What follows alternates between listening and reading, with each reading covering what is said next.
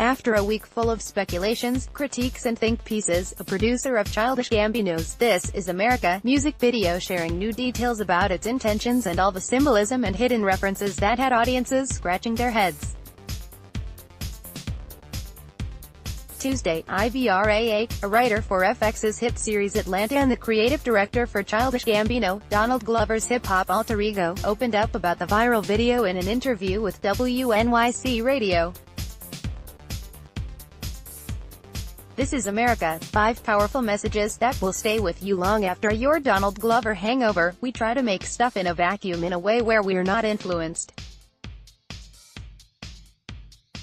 by what was made before us, which usually, in the media specifically, comes from a white world and a white infrastructure, Ake told Tansina Vega, host of WNYC's The Takeaway. Since Saturday, This Is America has already been viewed more than 50 million times on YouTube. And a lot of fans and writers have taken a stab at figuring out the message behind the jarring visuals.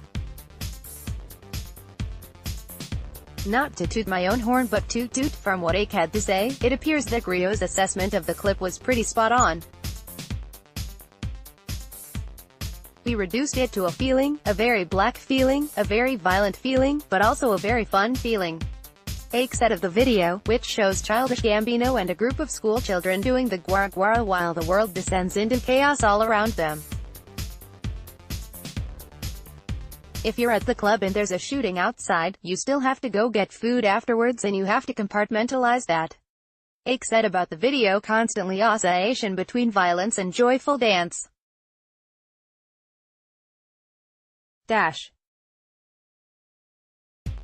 I can't stop being black because of trauma and discrimination.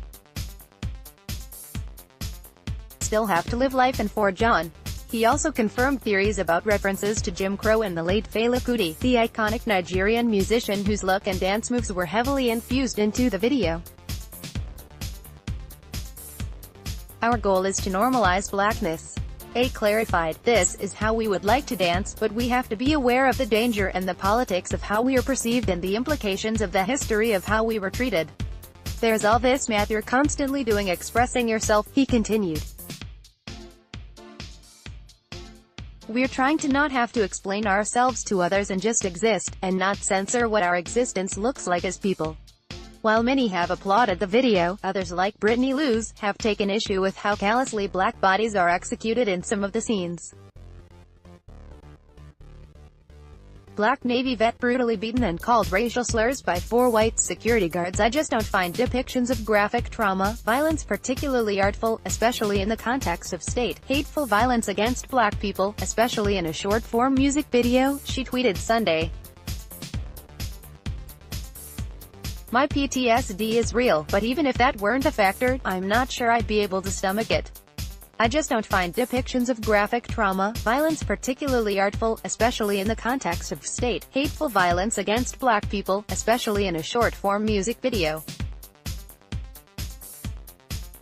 My PTSD is real, but even if that weren't a factor, I'm not sure I'd be able to stomach it."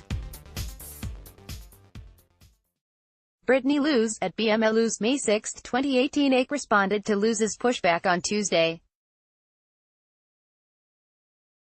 "I definitely feel her," Ake said. "I think that's just the nature of where we are and we don't control that. I know a lot of people of color who, when we're seeing a lot of images of violence, especially against us, have to take a break and cry in the bathroom and go back to work. That's just part of life in America."